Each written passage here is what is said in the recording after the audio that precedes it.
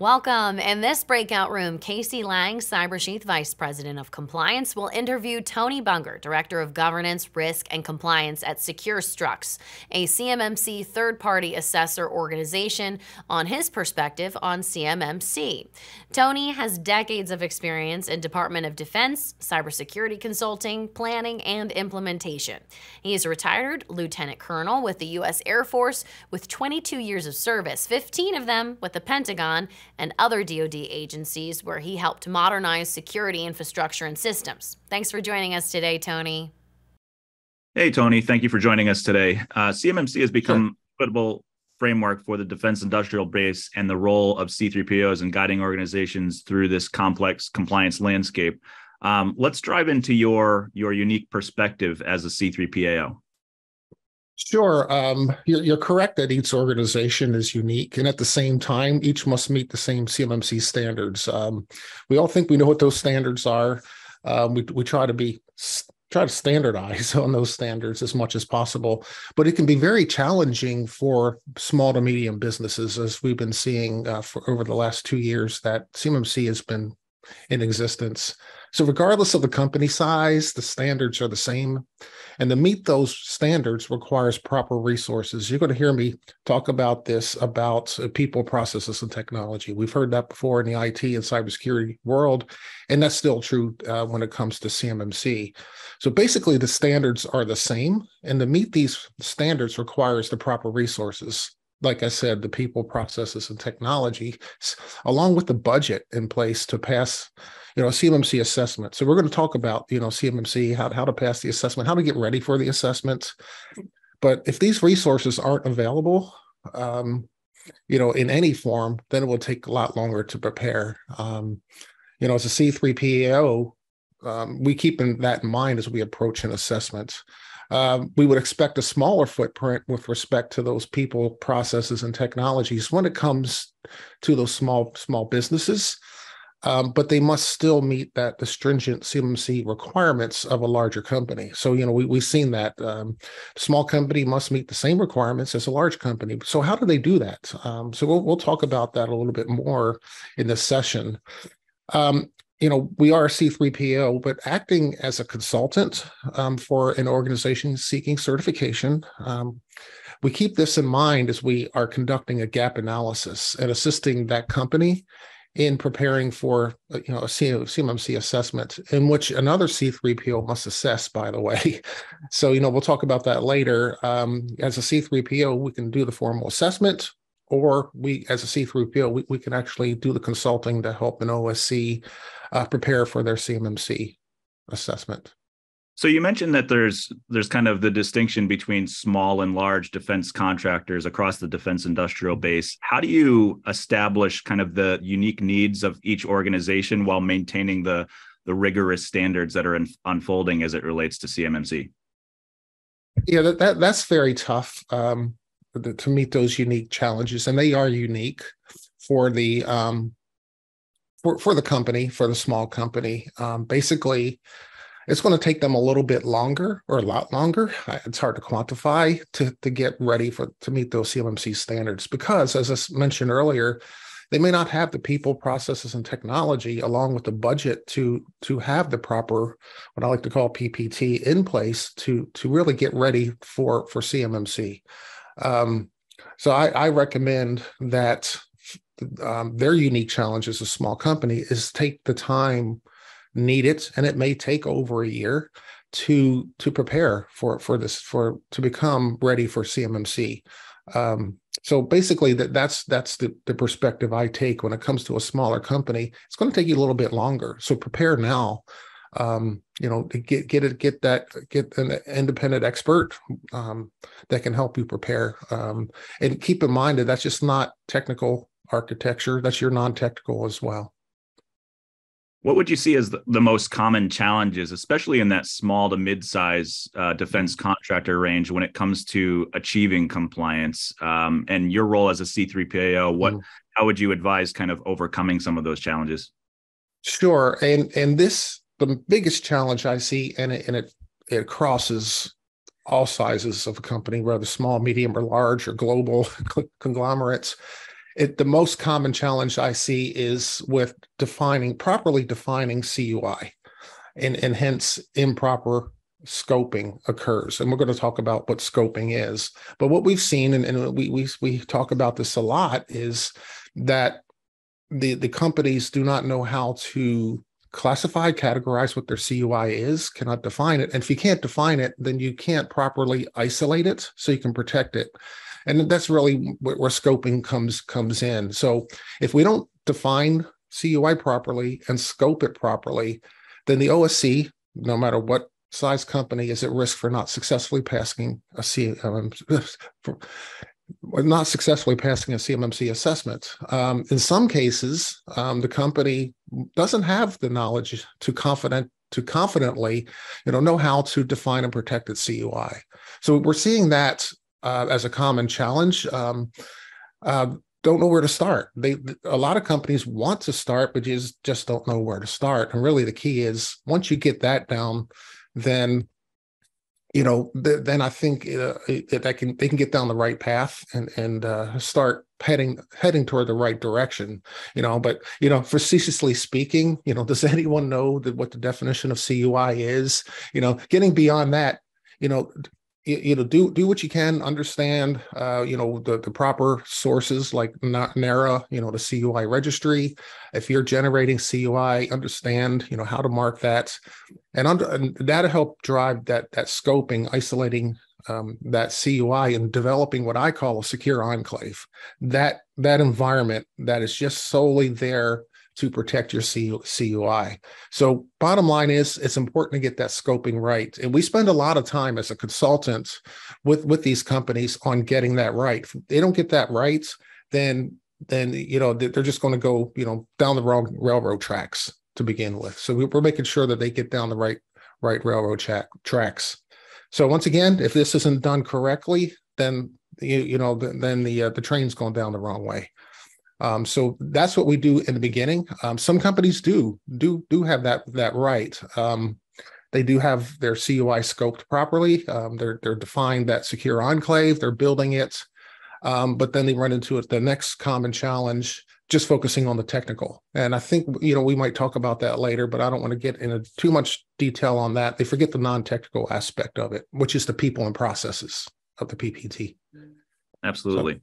And so the cybersecurity and regulatory landscape constantly evolving in and outside the CMMC space. As a C3PAO, how are you adjusting to those changes, both in the security and regulatory landscape? And I'm thinking of things like, I'm sure people are interested in the new revision of NIST 800-171, but broadly speaking, we're navigating change as CMMC unfolds. Yeah, I'm glad you mentioned, security against regulatory requirements and updates.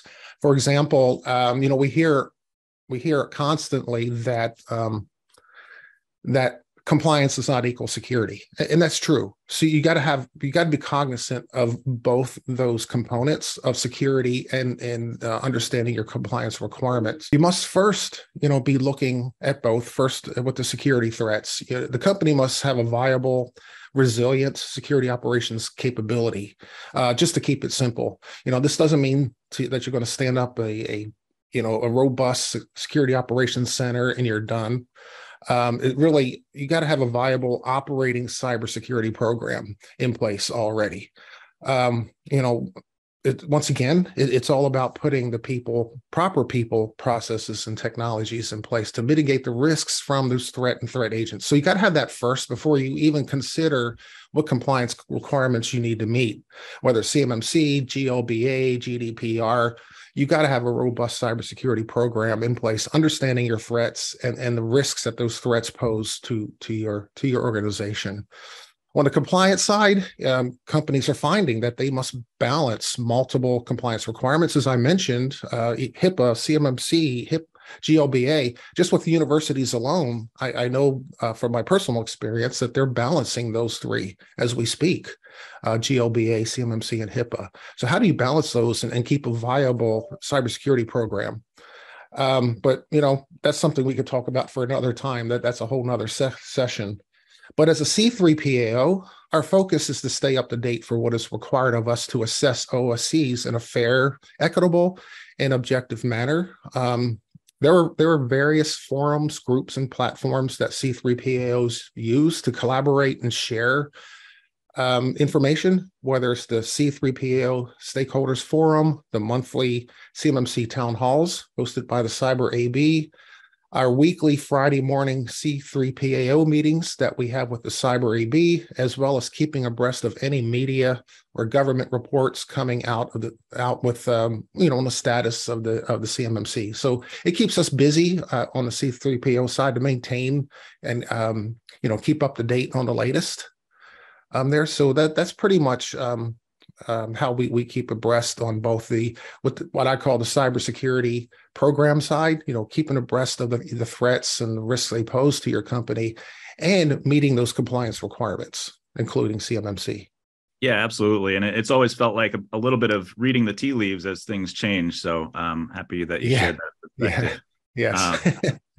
So with an emphasis on kind of the collaboration between primes and subcontractors, the flow down of the clauses, the expected flow down of CMMC, how does your organization as a C3PAO guide defense contractors in developing strong relationships? Obviously, you need that relationship between prime and sub to communicate the requirements, but ensuring that both parties meet CMMC requirements. And I think this ties back a little bit to where we're talking about common challenges for not understanding CUI, but a lot of times those requirements are coming from a prime to a subcontractor.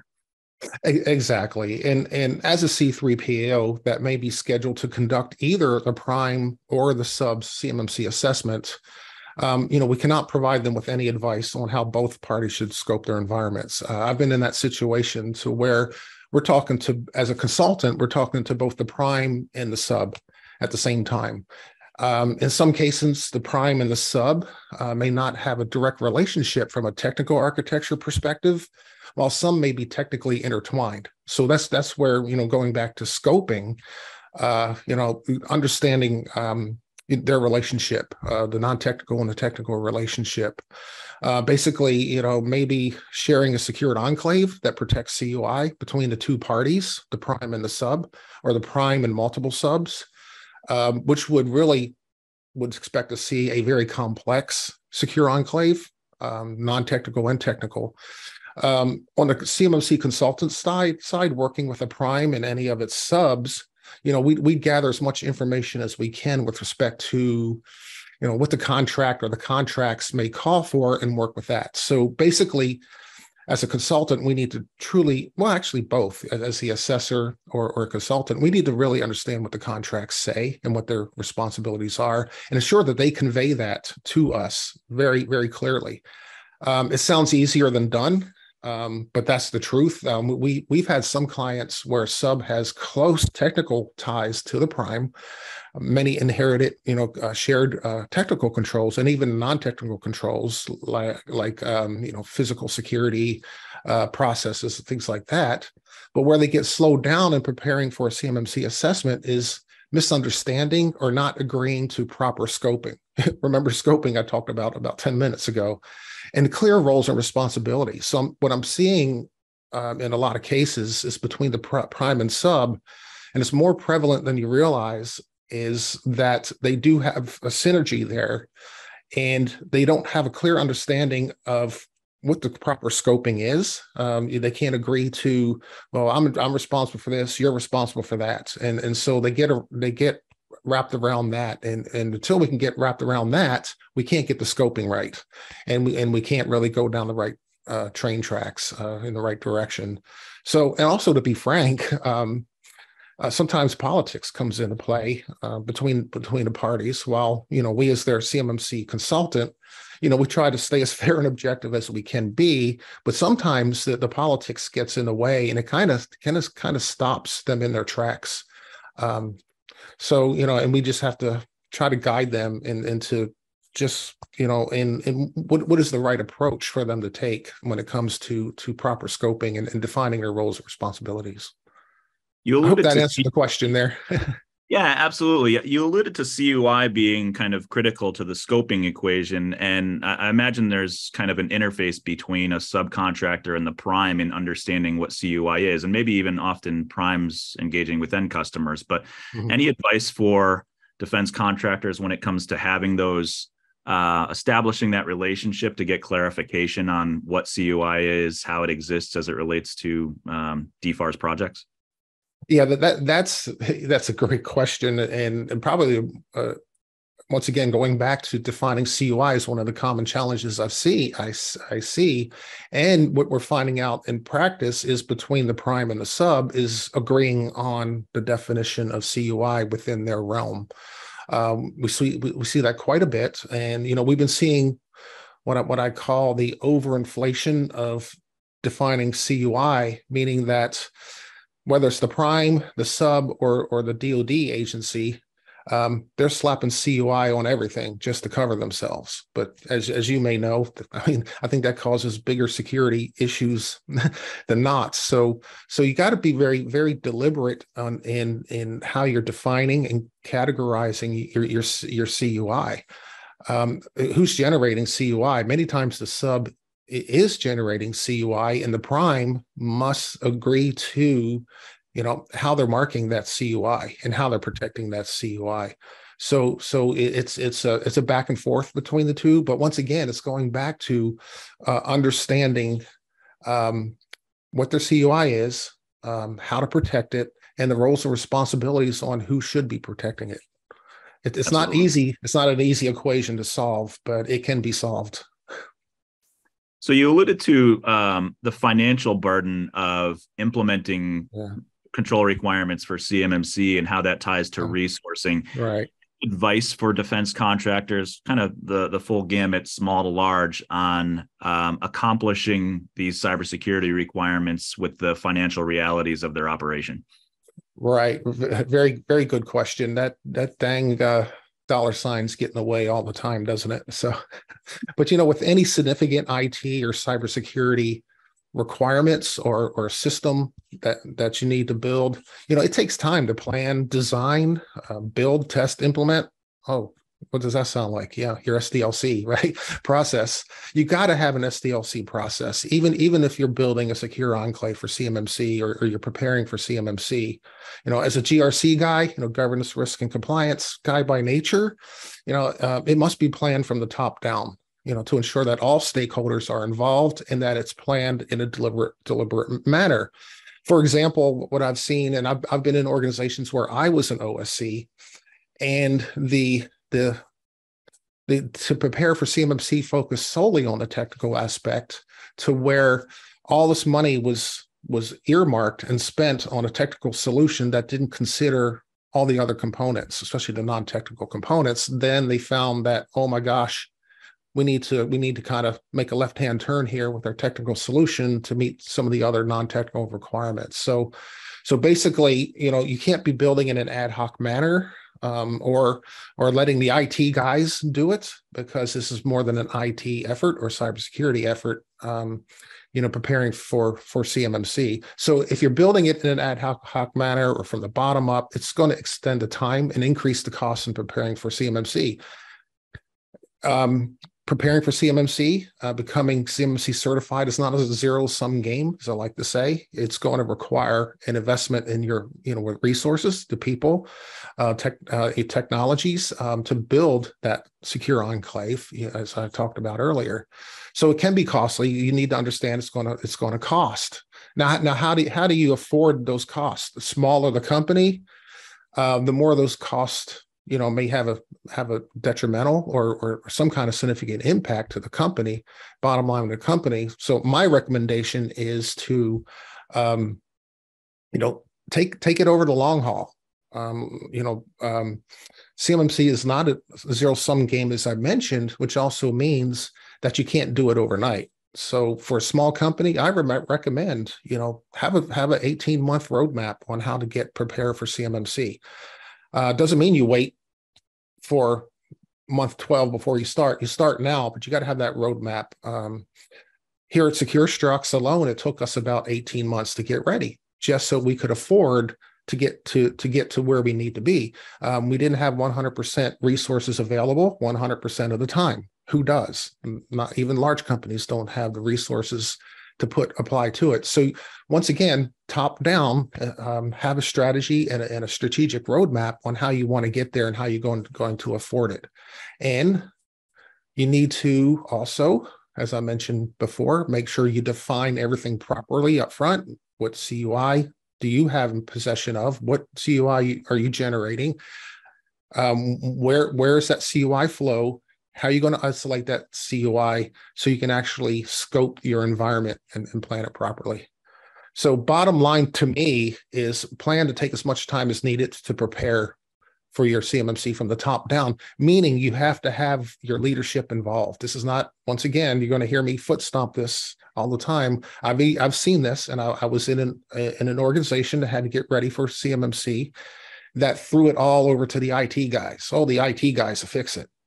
Not necessarily. They cannot. So once again, top down, you have to have your C-suite involved. If you have a C-suite for small companies, your C-suite equivalent, probably your one IT guy who's also acting as your CISO and your system admin. You got to have those folks involved to understand the non-technical aspects on how you approach your CMMC program.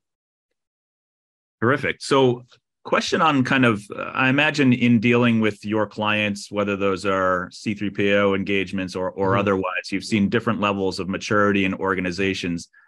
How do you tailor your assessment and your kind of advisory guidance related to the current state of your clients being either mature, immature? I'd imagine the smaller clients are leaning more towards administrative processes versus automated technical controls, but how do you adjust to those situations? Well, yeah, that's a tough question, and it's tough when we're consulting with the unique nature of all the companies. Each organization is different, and as you rightfully suggested, at different levels of maturity with respect to their governance and strategic programs that can drive their organization to higher levels of maturity. So basically, what I'm saying is, each organization is different, and it requires a different approach from us as a consultant to help them understand where they are and where they need to get to. And once again, I mentioned this briefly, it must come from the top down. So the first thing I do, or we do, is get with the leadership, the stakeholders there first, to ensure that they understand where their gaps are, and where they need to go, that strategic roadmap once again. And we help them, build out that roadmap to get to the level of maturity that they need. Now, I'm talking in general there, but for CMMC, you have to do the same thing, keeping in mind that CMMC is still a maturity model. It is based on some, measuring their level of maturity, not in the traditional CMMI sense, but the CMMC still has the word maturity in it. And so that's where we help them mature.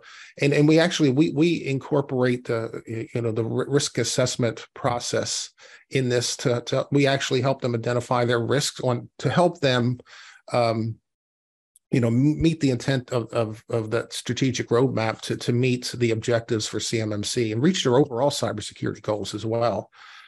For example, I've seen this from my experience. I've seen a small business on occasions, they try to keep up with the Joneses, or they're thinking about building a more complex and expensive secure enclave to protect CUI than they really need. They're thinking, well, everyone else is doing it, we have to go this way. No, you don't. We have a more affordable solution that can meet your CMMC standards. So and that's an eye-opening experience for them as they realize, and you mentioned automation. You don't need automation if you have you have a very small, technical architecture, and you have a small administrative staff. So you don't need all this automation. You don't need a truly automated, SIM system here. As long as you're meeting the intent of those CMMC standards, here's what you can do. A lot cheaper, you can implement it as you need, the time you need to take, and it's doable, and even more importantly, maintainable. Yeah, I always think of things like areas where smaller defense contractors trip up are the formalities of like change management in IT. And as much as ITIL-based change management would be fantastic for a small organization, sometimes that's not feasible. And that's where we run into things like you need to maintain a log of your changes and how you evaluated them versus having a sit down, CAB type experience. But exactly, that's a great example. I'm glad you brought that up, the change management. Any cybersecurity program needs to have a good change management program. But you're right, you don't need to have that formal CAB sitting in conference rooms with a CCB meeting, CAB meeting once a week. And no, you don't need to do that, especially with virtual environments. A lot of the small companies are virtual, remote companies. So I've seen this work very well to where your CAB meetings consist of 2 or 3 people. It's done over Teams or Zoom. And the meeting minutes are the emails and email approvals and disapprovals done via email. As long as you maintain that documentation, email documentation, that's all you need. So that's a very good point. I'm glad you brought that up, because you don't need all that automation, and you don't need all those high fancy automated GRC type tools or configuration management tools. As long as you're meeting those requirements in a manual sense, that's perfectly fine and more affordable. Absolutely. So there's kind of concern and rumblings that CMMC might become a mere checkbox exercise for some organizations. How do you ensure the rigor of your assessment process goes beyond that and actually contributes to enhancing cybersecurity posture? You kind of alluded to the risk kind of advisory wraparound of kind of some of your output. That's a great question. And we need to keep in mind, once again, I mentioned this before, that CMMC is still a maturity model. So the checklist approach won't work. Now, a good example is, DFARS, I don't want to get in numbers, but 7019 states that DIB contractors must post their, supplier performance risk system score, SPRS score. But that's based on a checklist approach. If you really think about it, they're self-attesting based on 110 security controls and posting that score. Well, that's a checklist approach. Well, when DFAR 7021 is finally effective, which really institutionalizes CMMC, well, you need to take that a step further. And that's where we see a lot of times happening. When I go to consult with an OSC, they're like, oh, look, man, we're 98 SIPR score here, and we want you to help us get to 110, perfect help 110. And then we look closer, it's like, you're not at a 98, you're more like at a +5 because of the checklist approach, especially when you want to apply it to CMMC standards. So, whether as a CMMC assessor, when it comes to them getting their CMMC assessment done, we're going to expect to see some level of maturity in their processes. You still need to document your policies, and you need to document procedures, and you need to show that you've actually been using them. So that's been foundation of CMMC since day one. So, I personally went through 2 DIBCAC assessments for C3PAO authorization. So, and what added to the success of these 2 assessments was that we practiced and were well rehearsed before the assessments.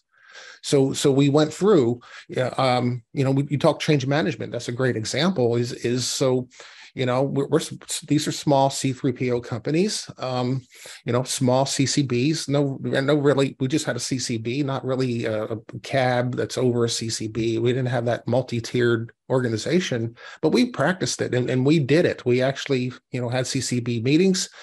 And if you're standing up a secure enclave, I'm not going to talk, technical solutions or vendors, but I would expect to see, okay, you just developed this whole secure enclave, very technically complex. And as I mentioned earlier, you probably use some kind of basic SDLC process. How did you incorporate your change management, in that? So, And that's kind of inherent in CMMC when you look at meeting those controls and what those controls say. So basically, going back to that, we practiced. We were well rehearsed. We were very confident that we had the technical controls in place. Where we weren't confident were the non-technical, like the change management, incident response processes. So we practiced those all along. So basically, we by practicing our documented policies and procedures. Once again, going back to the SIPR score, it doesn't call for policies procedures outright. Some controls do. We were able to operationalize our CMMC program by those documented policies and procedures and using them. Our documentation was not shelfware, as you can see with some other compliance programs. So calling it shelfware, I'm showing my age a little bit here. We don't put big binders on shelves anymore to collect dust. But, we used our policy procedures and we kept them up to date, and we still keep them up to date to this day here in my current company. So to a certain degree, a long-winded answer to your question here, exhibiting job proficiency within an organization's cybersecurity program, including CMMC, will go a long way to help them, have a successful, CMMC assessment to get their certification. Yeah, that makes sense. And the SPRS score, as you mentioned, just to kind of restate what I think I heard, was SPRS score is largely focused on self-attestation of the implementation of the requirements, but not necessarily the maturity of the requirements. Exactly. Great summary. Yeah, that's exactly the best way to put it. So with cooperate, like within the Cyber AB ecosystem, how do you kind of cooperate and engage with other C3PAOs as kind of the winds shift in the environment? Yeah, sure. As I mentioned, 2 years ago, I was with another company that, we went through that DIBCAC assessment to become an authorized C3PAO. And at that time, we were one of 5. And, I went to one of the CS2 summits, spoke there after we became an authorized C3PAO. And basically the question was, is there competition between the C3PAOs? And I'm sitting around, there's, those 5 C3PAOs were at the conference and we're sitting around. It's like, okay, we each have an empty bag, 5-pound bag of sugar. There's 2,000 pounds of sugar over our heads that need to get processed. And we have between us 25 pounds of sugar. There's plenty of work to go around, and we need to work together to do that. So, really, there is no direct competition, but when it comes to assessments, there may be when it comes to consulting, the consulting side, but on the assessments, we need to work together. And because we need to work together, there are formal sessions set up for us. Yeah, I mean, we meet regularly in various forums. I mentioned them before. I'll mention them again. The C3PO Stakeholders Forum that meets there. We just had a meeting with the Cyber AB earlier this week, I believe. Our weekly authorized C3PO Friday meetings amongst the C3POs and the Cyber AB. That's a great forum for us to talk about, here's what we're dealing with this OSC who wants to schedule an assessment and they want to do it this way, or are we out of bounds, we inbounds, or will we get ourselves in trouble? So that's a great forum for us to talk about together some getting through those issues and challenges. We also, we attend, we see each other a lot at various CMMC conferences, such as this one. So we do a lot of handshaking and meeting in person as well. So we do a lot of talking, even one-on-ones, whether it's LinkedIn chat, messaging.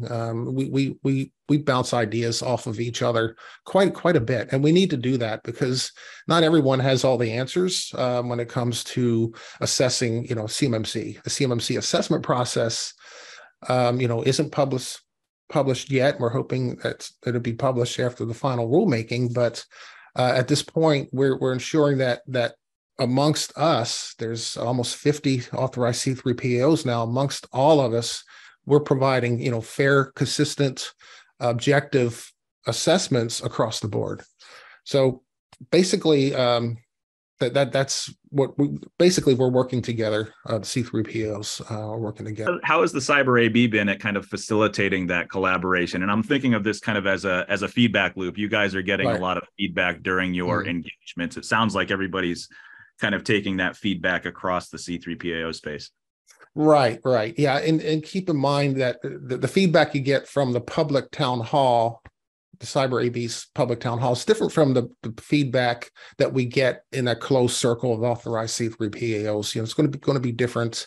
Many times in our weekly meeting with the Cyber AB amongst the authorized C3PAOs are those issues we're actually having, questions we're having, especially when we're trying to schedule an OSC. Right now we're doing the Joint Surveillance Voluntary Assessment Program right now along with DIBCAC to assess these OSCs. And, questions are going to come up as you go through, the rubber meets the road, and he's like, are we doing the right thing here? This OSC is doing this. How should we handle this? One thing we've been seeing, I've been seeing, is a lot of these OSCs will want to schedule ahead of time. It's like, okay, and we know what they're doing. They're hedging their bet that they will be ready by the time we get to them. So they'll want to schedule 3, 4, 5 months out. And when we have our phone conversation with them, we can see that they're not ready. And so what do we do? So, I personally ask other C3PAOs, what do you do in this situation? Well, what's the best way to approach this? So those are the things we work through, because, that's an issue of, then we get to them, they're not ready. And now we have an open spot on our calendar when someone who was ready could have had that spot. So, that's just one example of the issues we talk through amongst each other. That makes sense. Supply chain risk, ongoing concern, maybe even an upcoming concern with NIST 171 revision 3, but especially in the defense sector. As a C3PAO, do you guys take any specific measures to evaluate and mitigate supply chain risks or evaluate those risks through your process? At this time, no, because, it's not a direct requirement to become CMMC certified. So in that regard, today it's not revision 2, it's not. But, as supply chain risk management, it goes hand in hand with a resilient organizational cybersecurity program. I always go back up to cybersecurity program because that's going to feed down to all your compliance requirements, including CMMC. But we can't understate the importance of SCRM, as I call it, supply chain risk management. There you go. So I call it SCRM. We can't understate the importance of SCRM and how it must be integrated into an organization's culture, which will feed down to other compliance requirements, including CMMC. As we know, CMMC came about because adversaries have been compromising our nation's supply chain to steal CUI and intellectual property for their gain and our loss. So obviously, supply chain risk management goes hand in hand. The DoD, they specifically have an office just for SCRM. I probably crossed the hallway from the CMMC program manager. I don't know, but I know, there's a lot of synergy between the SCRM and the CMMC realms there. As you know, NIST SP 800-53, now incorporates SCRM as its own security control family.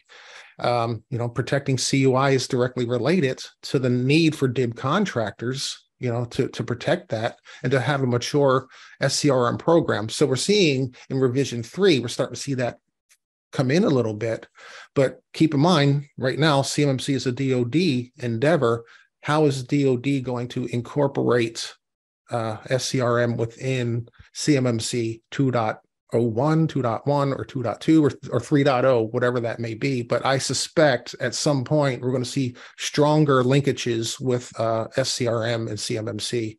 Yeah, and that makes sense. And I've always seen SCRM as it relates to CMMC and NIST 171 is foundationally coming from the DFARS clause. You're expected to flow down the requirements to your subs and third parties. So, but as it stands today, seems like there's some requirements unfolding. It seems like more direct. You're correct. Indirectly, CMMC is all about protecting your supply chain. Right. So with CMMC being not just about technology, but organizational culture and awareness on cybersecurity practices, how do you as a C3PAO assess and foster that culture as it relates to the organizations that you're evaluating, that kind of collaboration with your clients? Yeah, that's a very good question. I alluded to this further to help answer this question. CMMC is first and foremost still a maturity model, so you got to keep that in mind. So implementing a mature cybersecurity program, CMMC, which would be a component of a company's a mature cybersecurity program, still requires a combination of people, processes, and technology. Implementing CMMC, getting ready for CMMC certification is not a technological adventure only for the IT guys and the smart cyber guys. You're going to need all three. And I can't harp on that enough. I know it sounds academic, but you've got to involve people, processes, and technology when it comes to building out a mature cybersecurity program. If you look at the required security controls, for CMMC, the 110 security controls, and let's not forget that it delves deeper into each control. It really, you're really answering 320 questions, not just 110 questions. Those controls involve all elements of people, processes, and technology, not just the technical, the fancy technical architecture, stuff we like to talk about, multi-factor authentication, endpoint, device protection. Wow, you guys are strong. You got a great technical architecture, but you've got no one trained to actually maintain it. You got no one watching you. There's no monitoring processes in place. And we see that a lot. It's because it is thrown to the IT departments or the IT person, small company. It'd be that one IT guy who knows everything. And the IT guy, no fault of his or her own, is building that technical architecture, but there's no processes around. There's no trained people around to really, really ensure that you have a mature, viable, resilient CMMC program that's in place. So as I always state, as a consultant, and anyone who knows me knows that I harp on this all the time, cybersecurity must be threaded into the fabric of the company's culture.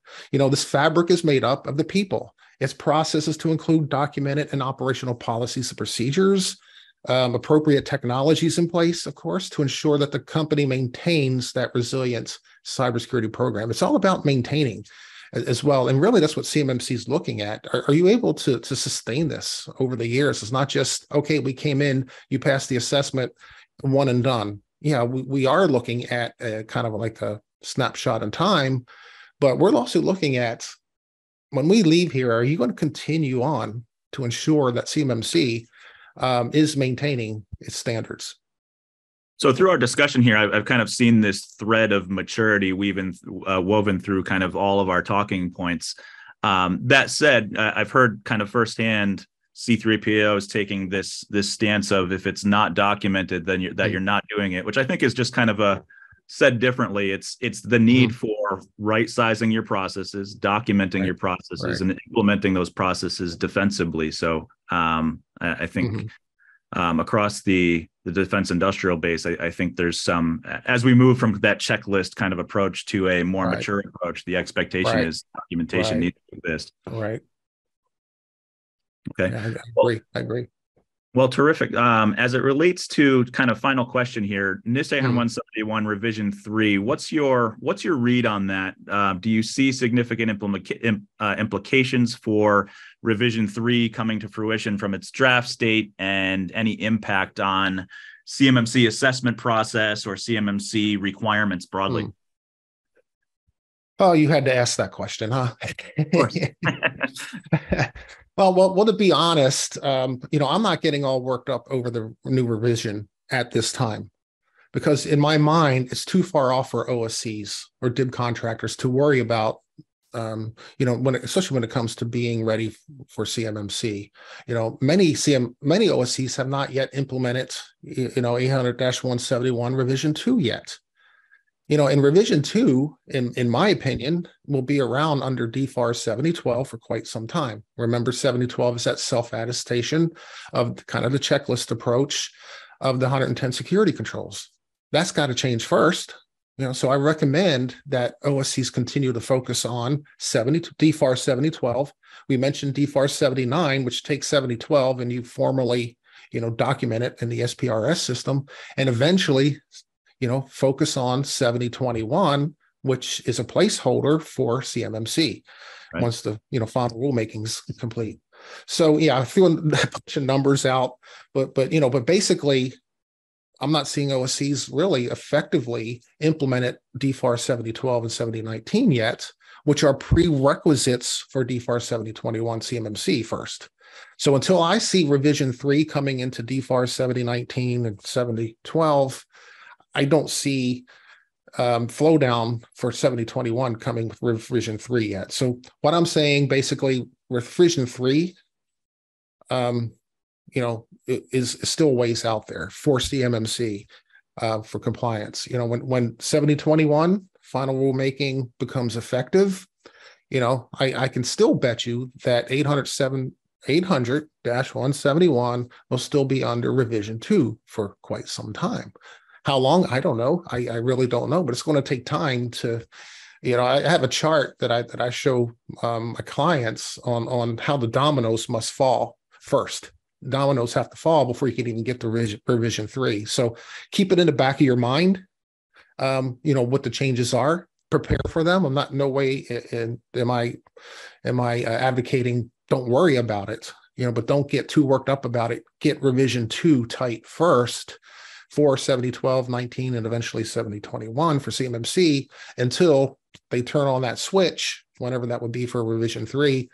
And in the meantime, you've been keeping your eye on it. So basically that's my recommendation, so my, bottom line for OSCs out there, don't get too worked up over revision 3 just yet.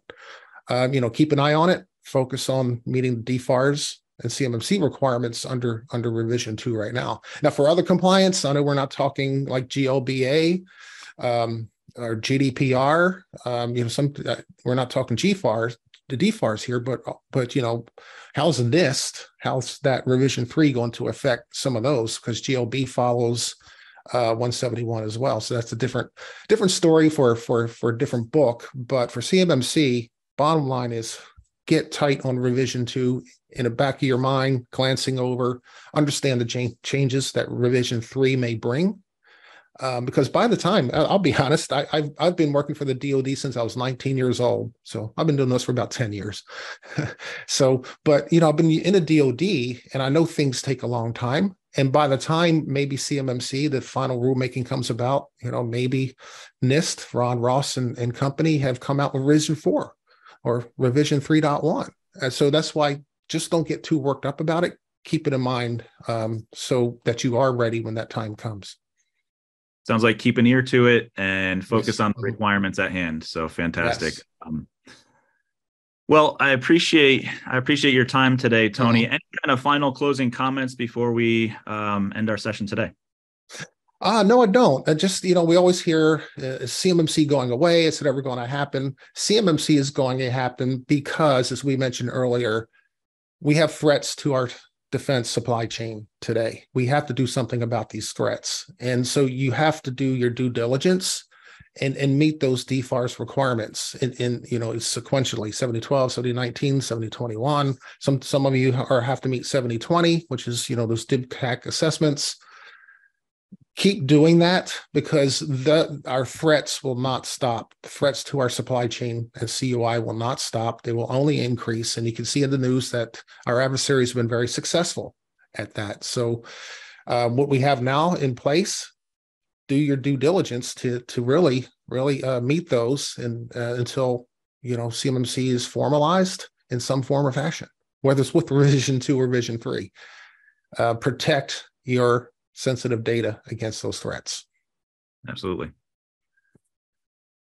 All right, Tony. Well, I appreciate your time today, and thank you so much. I sure enjoyed it. Thanks a lot. Take care. Bye-bye. Thank you, Tony, for sharing how contractors can be prepared for compliance audits. Please email us questions that you may have regarding your organization's audit readiness.